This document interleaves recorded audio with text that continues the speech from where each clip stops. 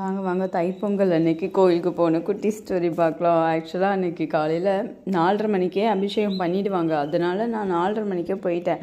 போய் பார்த்தா உள்ளே திறக்கவே இல்லை. அப்போவே யோசித்தேன், என்னடா அது இன்னும் திறக்கலை, ஆனால் இப்போவே ஊற்றிட ஆரம்பிச்சிருவாங்களேன்னு. நிலா எவ்வளோ அழகாக இருக்குது பார்த்தீங்களா. அன்றைக்கி 4:10 வரைக்கும் பௌர்ணமி இருந்தது. செவ்வாய்க்கிழமை காலையில், திங்கக்கிழமை பௌர்ணமி. அதோட பௌர்ணமி செவ்வாய்க்கிழமை வரைக்கும் இருந்தது. கையெல்லாம் பாருங்களேன், கொசு அதுக்குள்ளே கடிச்சு வச்சுட்டு என்னை தேடி தேடி வந்து கொசு கடிக்குது. எனக்கு அப்படியே செம்ம டென்ஷன் ஆகுது. 4 இடத்துல கடிச்சு விட்டுச்சு. சரின்னா அப்படியே உட்காந்துட்டு இருந்தப்போ எத்தனை மணிக்கு அபிஷேகம் ஆரம்பித்தாங்க? 5:30 மணிக்கு குருக்கள் வந்து 5:30 மணிக்கு மேலே தான் ஆரம்பித்தாங்க. 5:20க்கு மேலே குருக்கள் வந்து 5:30 மணிக்கு மேலே தான் ஆரம்பித்தாங்க. அது அன்றைக்கி வந்து நெய் அபிஷேகம் வந்து வருஷத்தில் ஒரு தடவை தான் பண்ணுவாங்க. அதுவும் பொங்கல், தைப்பொங்கல் நாள் அன்றைக்கி, தை 1 அன்றைக்கி தான் பண்ணுவாங்க. அதுவும் ஜான்வரி 14th.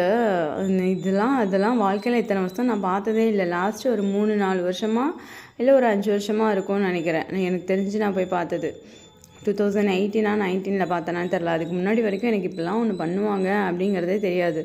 எவ்வளோ பெரிய பிரியாணி கிண்டுற அண்டா மாதிரி இருக்குது பார்த்தீங்களா. அவ்வளோ பெரிய அண்டாவில் தான் கொண்டு போய் உள்ளே வச்சுட்டு அபிஷேகம் நெய் அப்படியே வடித்து அப்படியே தூக்கி போட்டுகிட்டே இருப்பாங்க. இப்போது என்ன ஆச்சுன்னா, இங்கே எனக்கு முன்னாடி ஒரு 2 பேர் உட்காந்துருக்காங்கல்ல. ஐயோ, என்ன சொல்கிறது, நல்லா பெரிய ஆளுங்க. இங்கே பார்த்தீங்களா, வெந்நி தண்ணி வருது. இதில் வந்து நெய் அபிஷேகம் பண்ணி முடிச்சுட்டு நல்லா கொதிக்க வெந்நி தண்ணியில் தான் வந்து அவருக்கு அபிஷேகம் பண்ணுவாங்க. இது எல்லாமே அந்த ஒரு நாளைக்கு மட்டும்தான், வருஷத்துக்கு 365 நாளில் ஒரு நாள் மட்டும்தான் பண்ணுவாங்க. எனக்கு முன்னாடி இந்த 2 பேர் உட்காந்துருக்காங்கல்ல. அதுக்கப்புறம் ஒரு 2 பேர் நிற்கிறாங்க. அந்த இடத்துல தான் நான் உட்காந்துருந்தேன்.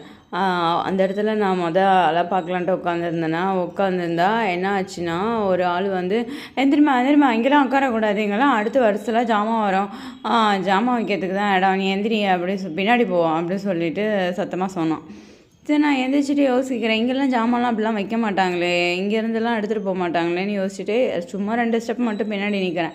பார்த்தா இந்த ஆளுங்க 2 பேரும் வந்து உட்காரானுங்க. இதுக்காக தான் வந்து இந்த மாதிரி பேசுகிறானுங்க. எப்படி இருக்குது பாருங்களா. அவங்க தான் கொடுத்தாங்கன்னா ஒன்று அவங்க ஆளுக்கு முன்னாடி வந்து உட்காரணும். இல்லை அப்படி ஆளுங்க உட்காந்துருக்காங்கன்னா இருந்தால் இருக்கட்டும்ன்ட்டு விட்டு போக வேண்டியதானே, உட்காந்துருக்க வேண்டியதானே பின்னாடி. இல்லைனா அதையாவது சொல்லணும், இல்லைம்மா நீ ஏந்திரி, நாங்கள் உட்காரணும், நாங்கள் தான் கொடுத்துருக்கோம், நாங்கள் தான் உட்காருவோம், நீ எந்திரிச்சு கொஞ்சம் பின்னாடி உட்காந்துக்கோ அப்படியாவது சொல்லணும். அதுவும் இல்லை, எப்படி பேசுதுங்க பாருங்களேன். நான் நினச்சேன் தை 1 சூப்பர்.